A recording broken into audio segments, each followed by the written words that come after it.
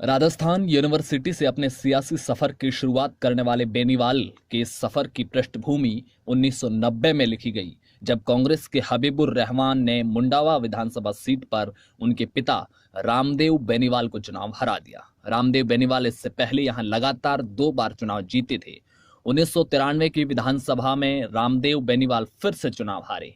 रामदेव बेनीवाल का सियासी करियर ढलान पर था, लेकिन इस करियर को फिर सहारा मिलता है राजस्थान यूनिवर्सिटी की राजनीति से। साल 1994 रामदेव बेनीवाल के लगातार 2 चुनाव हारने के 1 साल बाद एक नौजवान जयपुर के महाराजा कॉलेज के बाहर अपने कुछ साथियों के साथ खड़ा था। उनके साथी हर आते जाते छात्र को एक पर्चा थमा रहे थे। इस पर्चे पर लिखा था, हनुमान बेनीवाल फॉर प्रेसिडेंट। हनुमान बेनीवाल 1994 में महाराजा कॉलेज से पहली मर्तबा अध्यक्ष बने। यह सियासत में उनका पहला कदम था। 1995 में वो दूसरी दफा महाराजा कॉलेज से अध्यक्ष बने। 1996 में लॉ कॉलेज के अध्यक्ष चुने गए। बतौर राजनेता वो तेजी से उभर रहे थे। आने वाले 2 साल उनकी जिंदगी को पूरी तरह बदल देने वाले थे। लेकिन उससे पहले 1996 का एक किस्सा। 9 अगस्त 1996 की सुबह तक करीबन 4:30 बजे का वक्त, जयपुर के सिंधी कैंप पर बस स्टैंड पर खड़े कुछ छात्र चाय पीते पीते अखबार बांट रहे थे। पहले पन्ने पर खबर लिखी हुई थी, राजस्थान विश्वविद्यालय में बवाल, छात्र संघ अध्यक्ष सहित 1 दर्जन छात्र नेता गिरफ्तार। ये छात्र इस अखबार की एक एक लाइन पढ़ रहे थे और ठहाके लगाकर हंस रहे थे। लेकिन ये लोग कौन थे और अखबार की उस खबर को क्यों हंस रहे थे, ये बाद में बताएंगे। पहले खबर बताते हैं। राजस्थान यूनिवर्सिटी में प्रदेश के हर कोने से छात्र पढ़ने आते थे। जाति के अलावा यहाँ जिलेवार गोलबंदियां भी बनी हुई थी। 1996 का छात्र संघ चुनाव नागौर ग्रुप के पक्ष में रहा था। नागौर के नवाज से आने वाले महेंद्र चौधरी राजस्थान यूनिवर्सिटी के अध्यक्ष बने थे और बरण गांव के रहने वाले हनुमान बेनीवाल लॉ कॉलेज के अध्यक्ष चुने गए थे। जुलाई के अंत में ये लोग छात्र संघ का चुनाव जीते थे और अगस्त के पहले सप्ताह में विधानसभा का मानसून सत्र शुरू हो गया। विपक्ष के कई छात्र संगठनों ने अपनी मांगों को लेकर यूनिवर्सिटी बंद करने का आह्वान किया। राजस्थान यूनिवर्सिटी उस दौर में बंद और हड़तालों के लिए जानी जाती थी।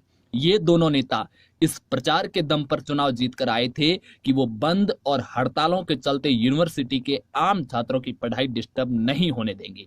इसलिए ये दोनों नेता यूनिवर्सिटी बंद के खिलाफ थे।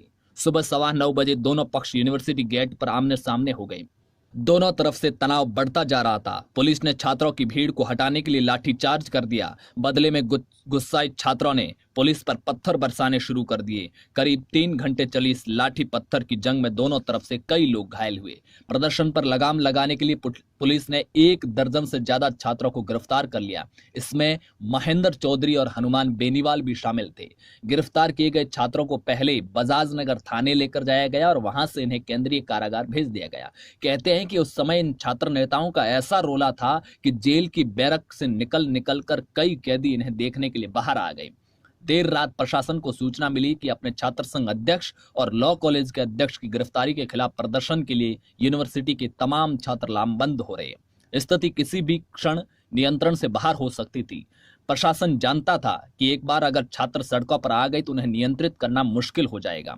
भैरव सिंह शेखावत उस समय राजस्थान के मुख्यमंत्री थे।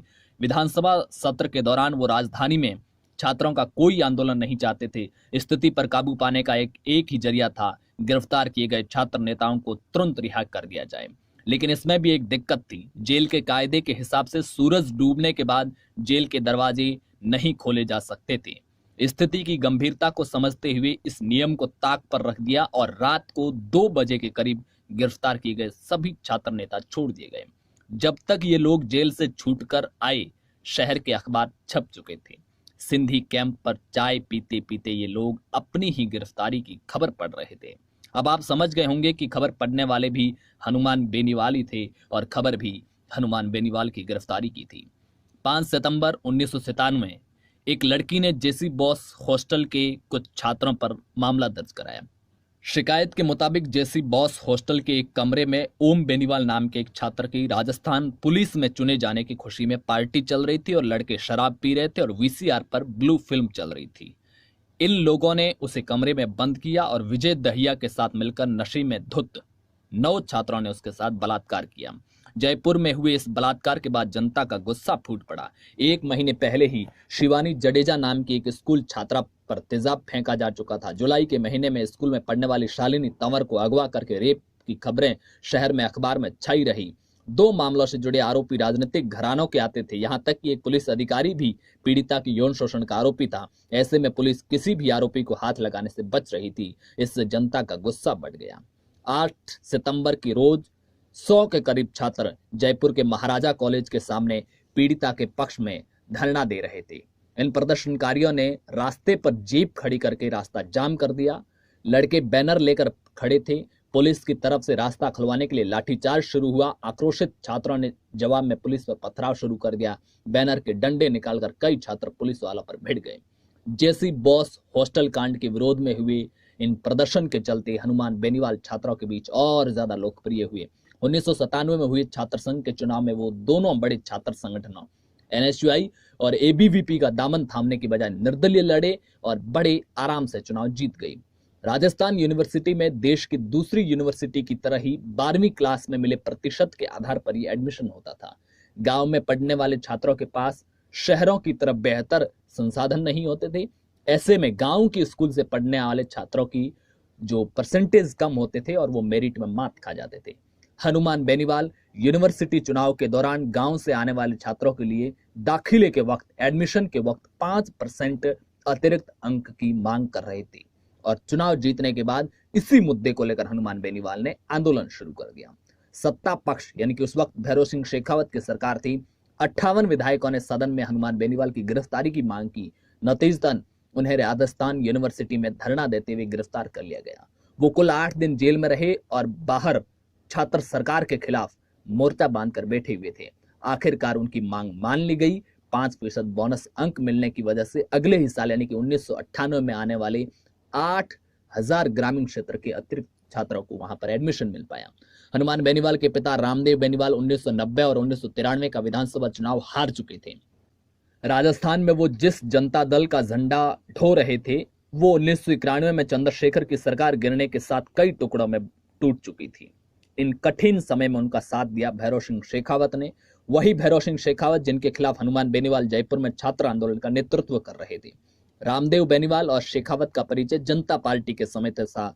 शेखावत के कहने पर ही रामदेव बीजेपी में आ गए। 1998 का विधानसभा चुनाव उनकी सियासत की अग्नि परीक्षा की तरह था। इस चुनाव में हार का मतलब था उनकी सियासी पारी का अंत। रामदेव इस सीट से बीजेपी के प्रत्याशी के तौर पर नामांकन भर चुके थे।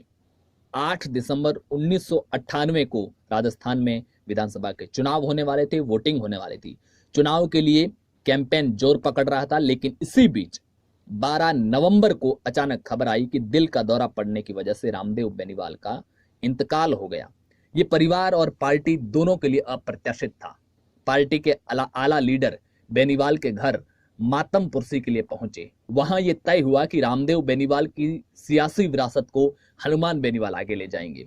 जरूरी क्रियाक्रम से फुर्सत पाकर हनुमान अपने नामांकन के लिए निर्वाचन अधिकारी के पास पहुंचे, लेकिन वहां जाकर उन्हें पता चला कि किसी भी उम्मीदवार के देहांत होने की स्थिति में हर राजनीतिक दल को 7 दिन के भीतर चुनाव आयोग को सूचना ये भेजनी होती है कि अब उनका नया उम्मीदवार कौन होगा।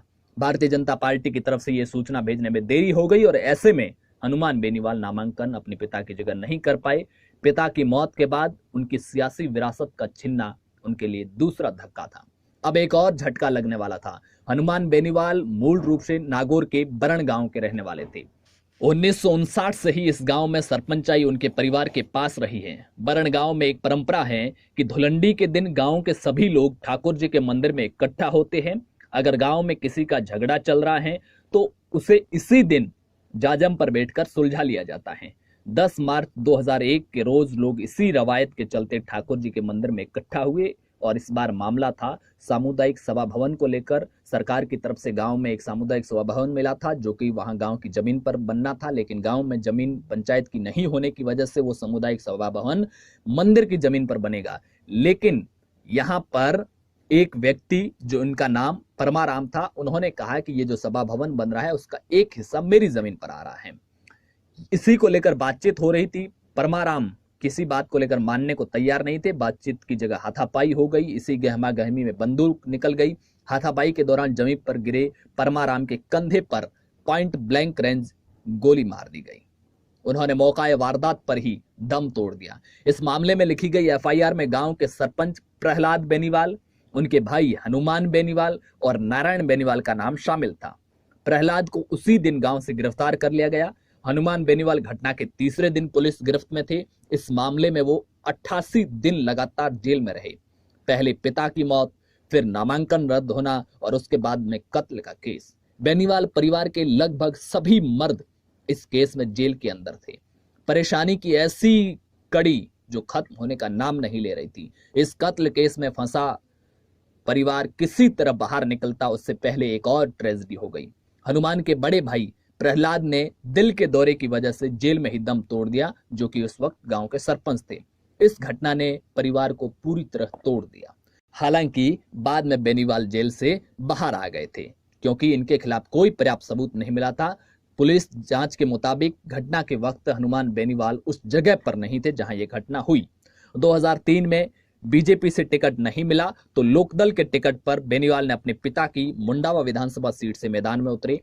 बीजेपी ने इस सीट पर उषा पूनिया को मैदान में उतारा। उषा पूनिया पूर्व विधायक गौरी पूनिया की बहू थी। उषा पूनिया का नाम याद रखिएगा क्योंकि आगे एक किस्सा आएगा जिसमें उषा पूनिया महत्वपूर्ण है। कांग्रेस के टिकट पर लड़ रहे थे हबीबुर रहमान, वही हबीबुर रहमान जिन्होंने 1990 और 93 के चुनाव में हनुमान बेनीवाल के पिता रामदेव बेनीवाल को चुनाव हराया था। इस त्रिकोणीय संघर्ष में उषा पूनिया को मिले 39,027 वोट, हनुमान बेनीवाल को मिले 35,724 वोट, हबीबुर रहमान को मिले 32,479 वोट। इस तरह हनुमान बेनीवाल ये मुकाबला 3,303 वोटों से हार गए। नागौर जाट राजनीति का केंद्र था।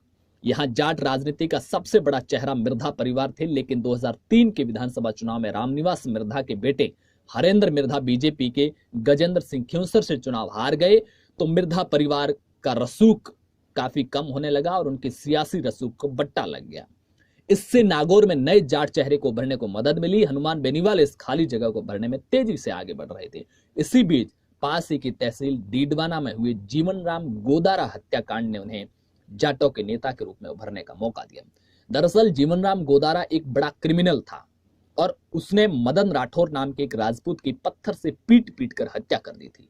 इसका बदला आनंदपाल सिंह ने लिया और 27 जून 2006 की दोपहर जीवन राम गोदारा डीडवाना बाजार में अपने घर के नीचे बनी दुकान पाटीदार बूट हाउस में बैठा चाय पी रहा था। आनंदपाल अपने 5 दूसरे साथियों के साथ वहां पहुंचा और उसने एक के बाद एक 13 गोलियां जीवन गोदारा के शरीर में दाग दी। 2 अपराधियों की लड़ाई ने देखते ही देखते जाट बनाम राजपूत का मोड़ ले लिया। हत्या के कुछ घंटे बाद ही डीडवाना राज्य के दूसरे हिस्सों से कट गया। जीवन राम गोदारा को न्याय दिलाने के नाम पर पूरे आसपास के जिलों से जाट डीडवाना पहुंचने लगे। जीवन राम गोदारा उस समय की मुंडवा विधायक उषा के पति विजय पूनिया का करीबी माना जाता था। यही वजह थी कि वहां के लोकल एमएलए उषा ने उस समय वसुंधरा राज्य सरकार में मंत्री थी और इस वजह से विजय पूनिया गोदारा की मौत के बाद खड़े हुए प्रदर्शन से पूरी तरह दूर रहे। इसके उलट हनुमान बेनीवाल पूरे समय इस आंदोलन में सक्रिय रहे। इसने उन्हें जाट युवाओं के बीच लोकप्रिय होने में काफी मदद की। वो तेजी से युवा जाट नेता के रूप में उभरने लगे। 2008 के परिसीमन के बाद मुंडवा सीट खत्म हो गई और खिंवसर नाम से एक नई सीट बनी। हनुमान बेनीवाल को 2008 के विधानसभा चुनाव में खिंवसर से बीजेपी की टिकट मिल गई। कांग्रेस ने उनके सामने डॉक्टर सहदेव चौधरी को टिकट दी। बीएसपी के टिकट पर लड़ रहे दुर्ग सिंह चौहान ने मुकाबले को त्रिकोणीय बना दिया। इस मुकाबले में सफलता बेनीवाल को मिली। इस चुनाव में हनुमान के खाते में गए 58,602 वोट और नंबर 2 पर रहे दुर्ग सिंह को वोट मिले 34,292। कांग्रेस के सहदेव चौधरी को सिर्फ 17,124 वोट हासिल हुए। माने लंबे संघर्ष के बाद में यानी कि 1990 में जब हनुमान बेनीवाल के पिता पहली बार हबीबुर रहमान के सामने चुनाव हारे, फिर 93 का हारे, 98 के चुनाव से पहले पिता की मौत हो गई और हनुमान बेनीवाल पर्चा नहीं भर पाए। 2003 में बीजेपी ने टिकट नहीं दिया। यानी कि पिछले करीब 20 सालों बाद में अपने पिता की विरासत को आगे बढ़ाने की ओर बढ़ चुके थे, पर अभी भी आगे बहुत सफर बाकी है। 2013 में हनुमान बेनीवाल निर्दलीय विधायक बने। उसके बाद में 2018 के चुनाव में उन्होंने अपनी नई पार्टी आरएलपी बनाई और वो फिर से विधायक बने और 2019 के लोकसभा चुनाव में उन्होंने एनडीए के साथ गठबंधन किया।